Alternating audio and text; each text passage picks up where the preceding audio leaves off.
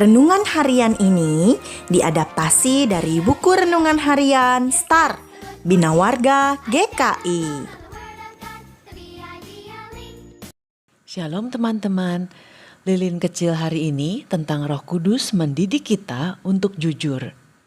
Kita tentunya sudah pernah mendengar cerita tentang Pinocchio ya.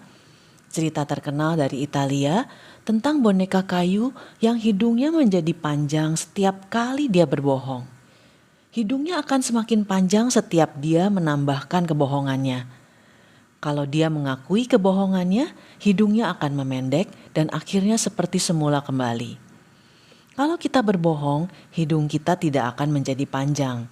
Tapi ada suara Roh Kudus yang menegur dan hati kita tidak tenang. Itu adalah didikan Roh Kudus.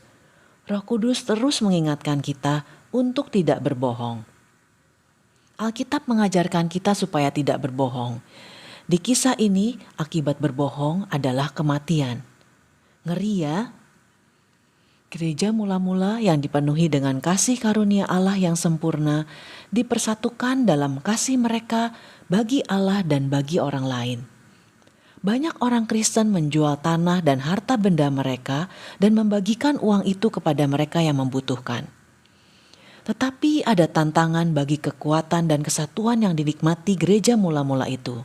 Ketika setan sendiri berbisik di telinga Ananias dan Safira.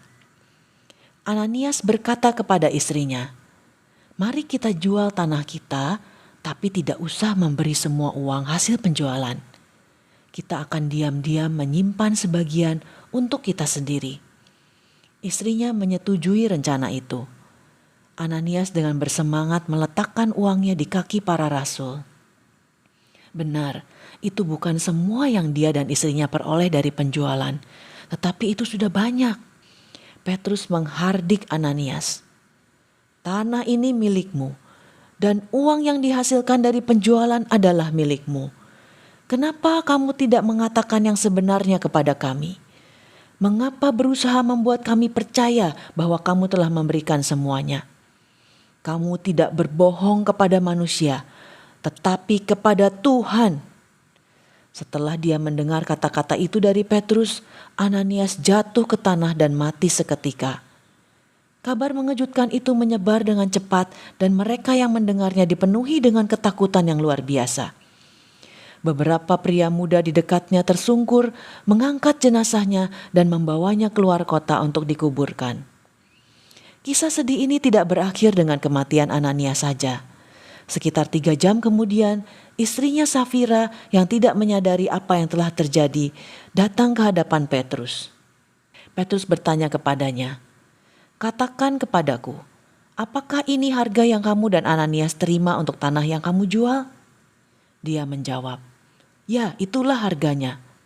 Petrus berkata kepadanya, "Bagaimana kamu bisa bersekongkol untuk menguji Roh Kudus dan berbohong tentang uang?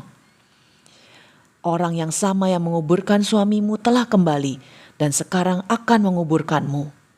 Begitu Safira mendengar kata-kata Petrus, dia jatuh di kaki Petrus dan segera mati seperti suaminya.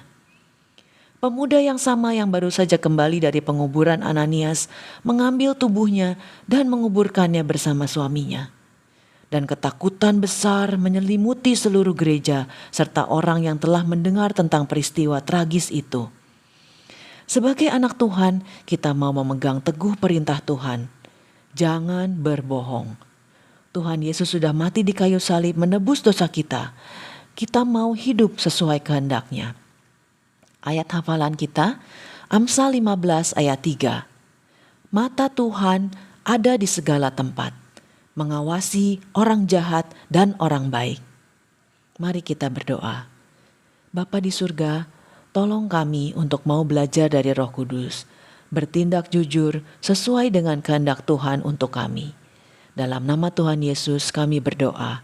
Amin. Teman-teman, mari dengarkan suara Roh Kudus yang mengingatkan kita supaya selalu jujur, tidak berbohong. Sampai jumpa lagi teman-teman. Tuhan Yesus memberkati.